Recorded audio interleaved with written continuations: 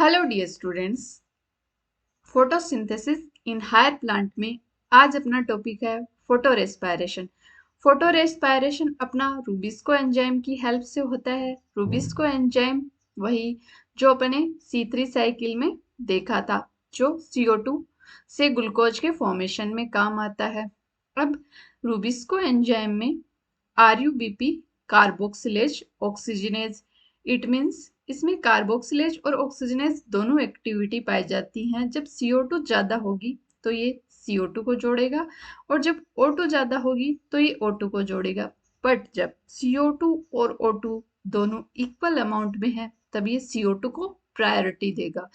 अब बच्चे, C3 plant और C4 प्लांट में फोटो रेस्पायरेशन के बेसिस पे मेजर डिफरेंस होता है। कैसे होता है? क्योंकि C3 प्लांट में तो फोटो रेस्पायरेशन होता है बट C4 प्लांट में नहीं होता। बच्चे, अब अपन फोटो रेस्पायरेशन के अनदर नाम भी डिस्कस कर लेते हैं। Photo respiration photosynthetic carbon oxidation, मतलब PCO।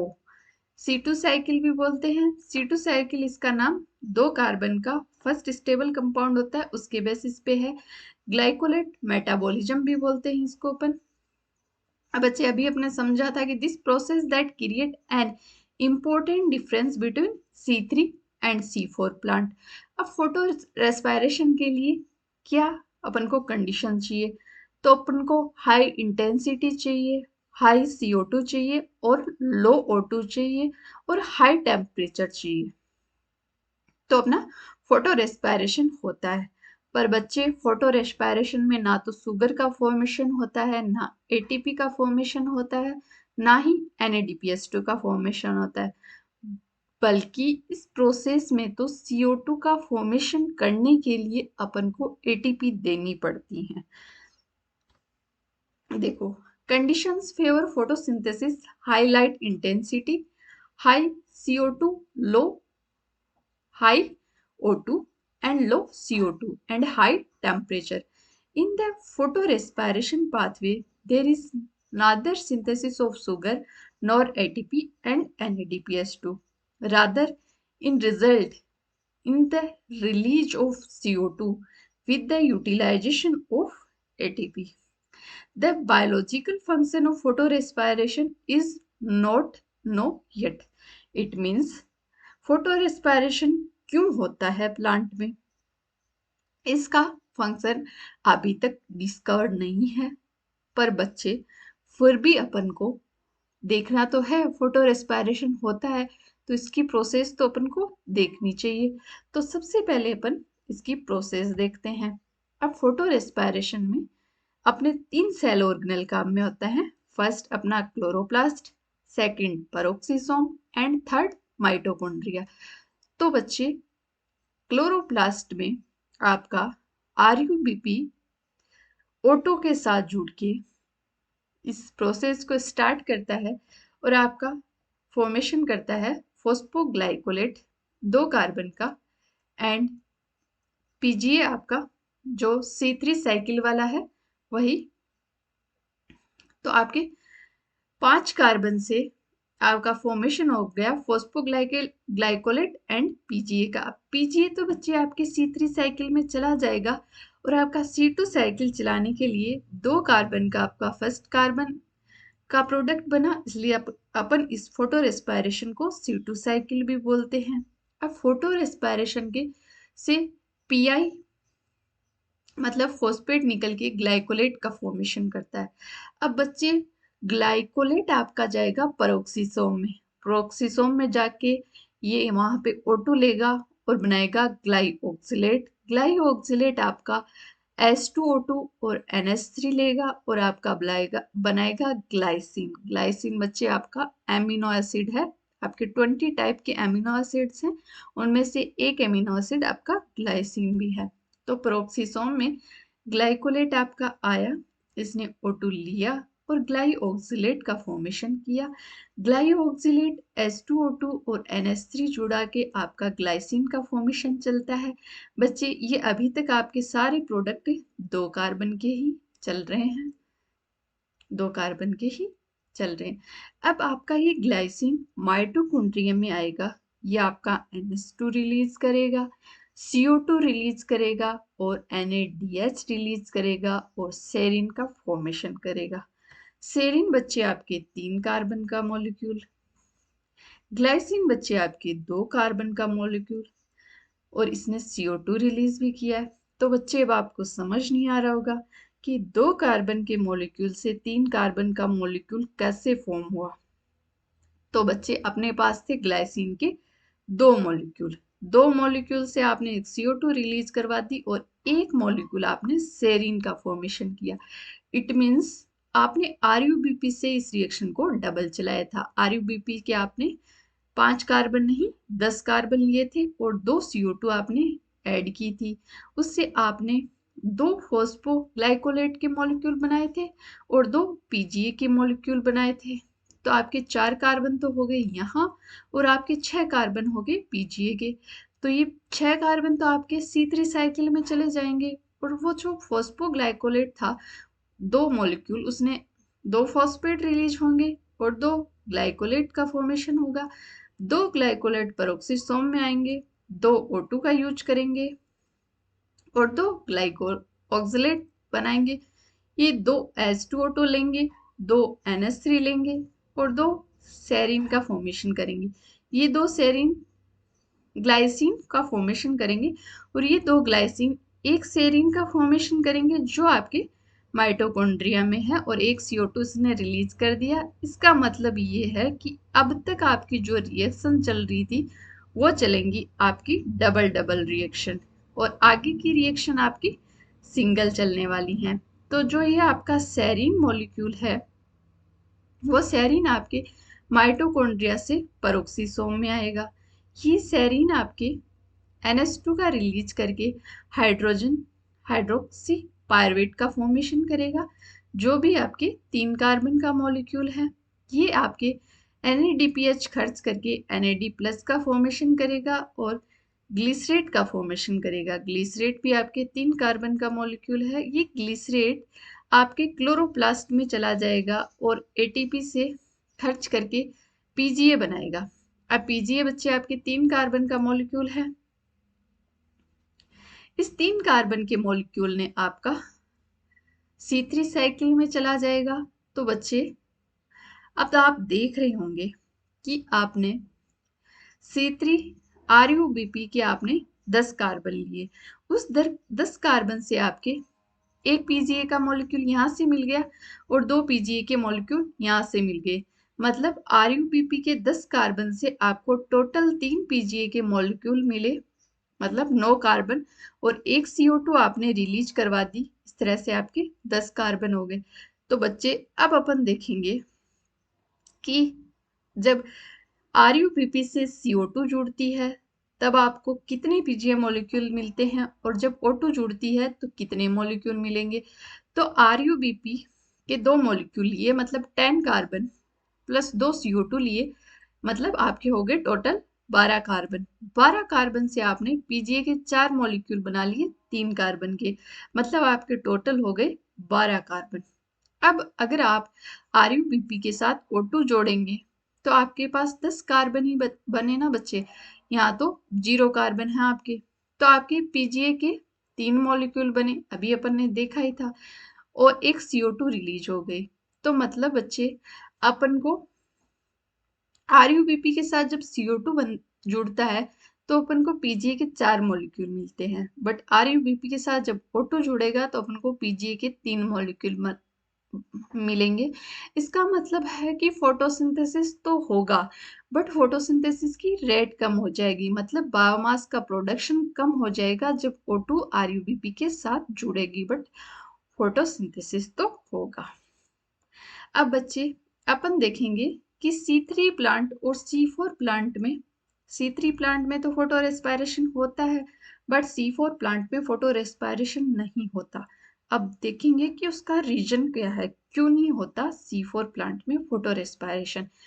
तो बच्चे C3 प्लांट है कि ये आपकी मीजोफिल सेल है। मीजोफिल सेल में यह आपका क्लोरोप्लास्ट है। क्लोरोप्लास्ट के ग्रेना में आपके ग्रेनल क्लोरोप्लास्ट भी हैं और ग्रेनल थाइलेकोइड भी हैं और स्ट्रोमल थाइलेकोइड भी हैं। मतलब आपके पास पीएस फर्स्ट भी है और पीएस सेकंड भी है। अब आपके पीएस फर्स्ट और सेकंड के पास लाइट गिरेगी, लाइट गिरेगी तो बच्चे इलेक्ट्रॉन निकलेंगे और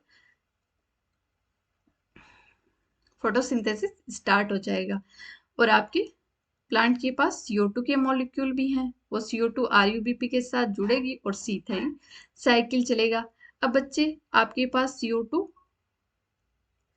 पर्याप्त मात्रा में है, पर बच्चे जब लाइट गिरेगी तो पीएस फर्स्ट और पीएस सेकंड से आपकी O2 रिलीज होगी, O2 रिलीज होगी, लाइट गिरेगी तो आपकी O2 रिलीज होगी, O2 रिलीज होगी बट O2 कम मात्रा में है तो आपकी C3 साइकिल में आपकी CO2 ही RUBP के साथ जुड़ेगी और साइकिल रन होगी। लाइट और ज़्यादा गिरेगी तो CO2 O2 ज़्यादा रिलीज होगी। फिर भी CO2 की क्वांटिटी ज़्यादा है ना O2 से, तो CO2 जुड़ेगी। अब बच्चे लाइट और ज़्यादा गिरेगी तो O2 और ज़्यादा रिलीज होगी। फिर भी अब इक्वल क्वांटिटी में है CO2 O2, फिर भी CO2 जुड़ेगी क्योंकि इसमें कार्बोक्सिलेज एक्टिविटी ज़्यादा होगी। बट जब लाइट और ज़्यादा गिरेगी तो इलेक्ट्रॉन और ज़्यादा निकलेंगे और H2O का ब्रेकडाउन और ज़्यादा होगा तो O2 और ज़्यादा निकलेगी।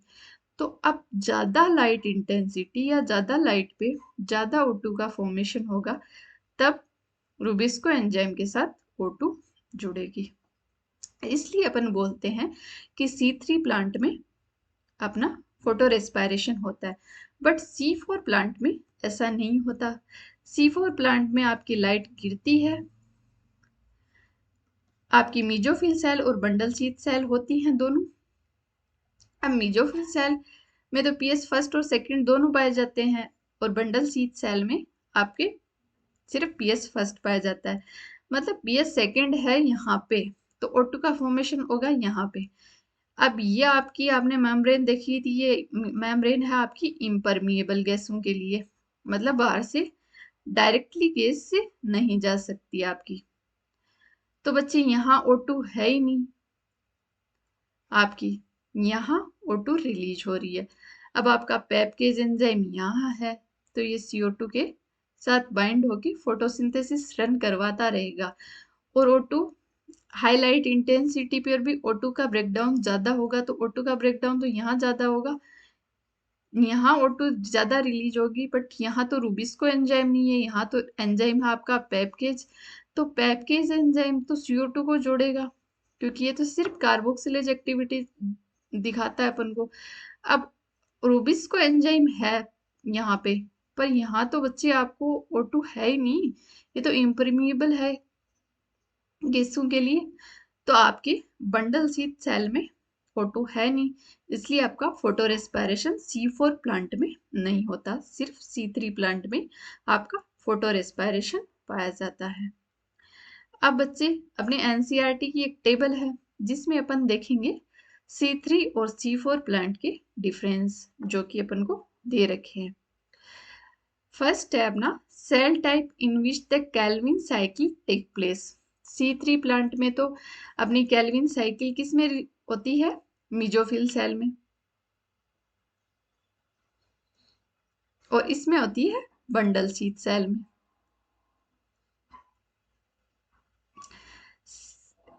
Cell type in which the initial carboxylation reaction occurs.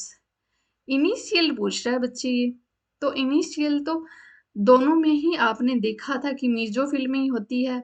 C4 plant में अपन ने कार्बोक्सिलेशन रिएक्शन देखी थी, बट वो बच्चे सेकंड कार्बोक्सिलेशन रिएक्शन है, ये इनिशियल पूछ रहा है तो दोनों में मीजोफिल हो जाएगा। How many cell type does the leaf have that fix CO2। तो बच्चे यहाँ तो हो जाएगी 1 मीजोफिल सेल, यहाँ पे हो जाएगा आपका आंसर C4 प्लांट में 2 कैसे हो जाएगा, बंडल शीथ सेल और मीजोफिल सेल दोनों। Which is the primary CO2 acceptor. Primary CO2 acceptor बच्चे अपन ने C3 प्लांट में देखा था RUBP, जो कि 5 कार्बन का था, और यहाँ पे आपका PP देखा था अपन ने, जो कि 3 कार्बन का था। Number of carbon in the primary CO2 acceptor, तो RUBP के तो अपन ने 5 कार्बन देखे थे और इसके अपन ने 4 कार्बन देखे थे। Which is the primary CO2 fixation product. First CO2 fixation product जो आपने स्टेबल प्रोडक्ट देखा था C3 साइकिल में, तो अपन ने देखा था PGA, और C4 साइकिल में अपन ने देखा था ऑक्जेलो एसिटिक एसिड। अब अगला अपना है number of carbon in the primary CO2 fixation product, तो PGA तो अपना था 3 कार्बन का बच्चे, और एक्जोलो एसिटिक एसिड अपना 4 कार्बन का था। Does the plant have rubisco. Obviously बच्चे दोनों C3 एंड C4 प्लांट में रूबिस्को एंजाइम तो पाया जाता है। Does the plant have PEPcase. अब बच्चे पेपकेज एंजाइम आप बोलोगे कि C3 में नहीं होता और C4 में होता है, बट बच्चे C3 में भी पेपकेज एंजाइम होता है। अब बच्चे आप बोलोगे होता है तो एक्टिविटी क्यों नहीं करता, वैसा ही है जैसे ह्यूमन के पास भी, तो आप बोलोगे क्या अपेंडिक्स है, तो अपन बोलेंगे है, बट अपन सेलुलर एक्टिविटी तो नहीं करते ना, अपन घास का डाइजेशन नहीं कर सकते, बट अपने पास अपेंडिक्स तो है ना। उसी तरह से C3 प्लांट के पास भी पेपकेज एंजाइम है, बट ये C3 अपने फोटोसिंथेसिस में काम नहीं आ रहा, ये अपने स्टोमेटा में देखेंगे तो दोनों में, और इसमें तो अपन ने पेपकेज एंजाइम देखा ही था। Which cell in the plant have rubisco. Rubisco किस सेल में पाया जाता है आपके, तो बच्चे इसमें तो मीजोफिल सेल में पाया जाता है, और इसमें बंडल शीथ सेल में पाया जाता है C4 में। अब आपका नेक्स्ट है CO2 fixation rate under high light condition. CO2 fixation rate, CO2 fixation rate under high light conditions।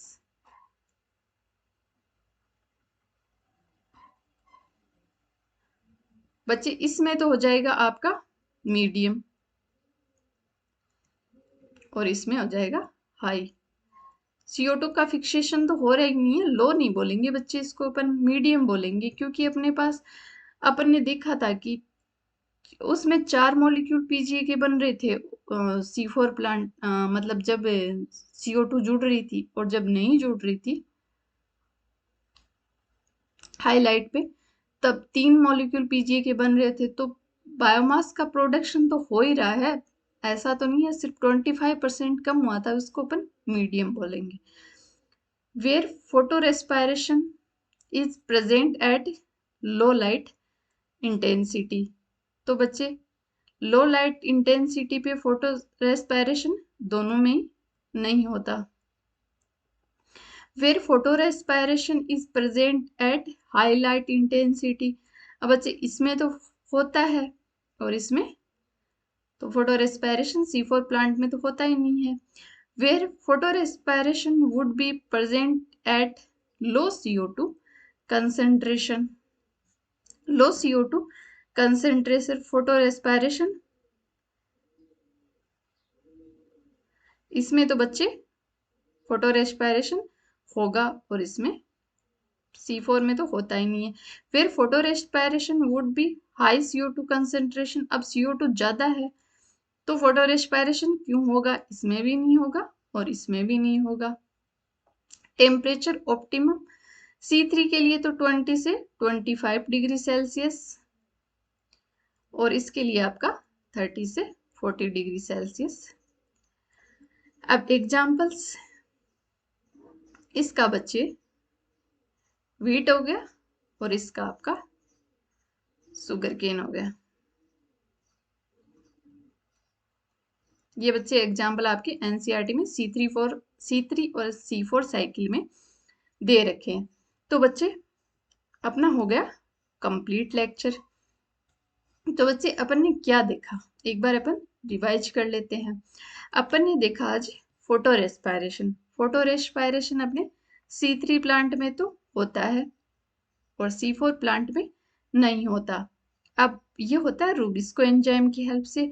Rubisco में कार्बोक्सिलेज और ऑक्सीजनेज एक्टिविटी दोनों पाई जाती हैं, पर जब दोनों की इक्वल अमाउंट होगी तो सिर्फ नहीं, CO2 जुड़ेगी जब दोनों इक्वल होंगे, और ज्यादा O2 होगी तो O2 जुड़ेगी। तो अपना फोटो रेस्पिरेशन माइटोकॉन्ड्रिया, पेरोक्सिसोम और क्लोरोप्लास्ट 3 ऑर्गन में होता है।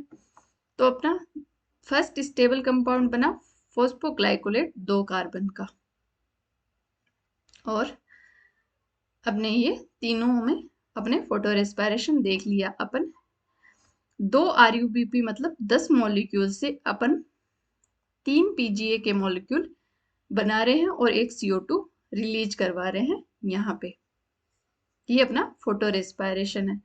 अब फोटो रेस्पिरेशन में उसके बाद अपन ने देखा कि RUBP CO2 के साथ जुड़ता है तो 4 PGA के मॉलिक्यूल बनाता है, बट O2 के साथ जुड़ेगा तो 3 मॉलिक्यूल बनाएगा। मतलब एफिशिएंसी तो कम हो रही है O2 के जुड़ने से, बट फोटोसिंथेसिस चालू है। अब अपन ने देखा कि C3 प्लांट में तो फोटोसिंथेसिस अपना होता है, फोटो रेस्पिरेशन, और C4 प्लांट में अपना फोटो रेस्पिरेशन नहीं होता। तो C3 प्लांट में अपना फोटो रेस्पिरेशन होता है, क्योंकि इसमें एक ही सेल में तो अपना H2O टूट रहा है और उसी सेल में अपना रूबिस्को एंजाइम प्रेजेंट है। तो ये हाईलाइट इंटेंसिटी पे अपनी ऑक्सीजनेज एक्टिविटी दर्शाएगा। बट C4 प्लांट में अलग अलग में प्रेजेंट है। H2O तो अपना मेसोफिल सेल में ब्रेक डाउन हो रहा है और बंडल शीथ सेल में अपना रूबिस्को एंजाइम प्रेजेंट है। तो जब सेल ही अलग अलग हैं तो फोटो रेस्पिरेशन पॉसिबल नहीं है। उसके बाद अपन ने कंपैरिजन देखा। तो आज का लेक्चर अपना यहीं कंप्लीट होता है। Thank you so much. अपन मिलेंगे नेक्स्ट लेक्चर में।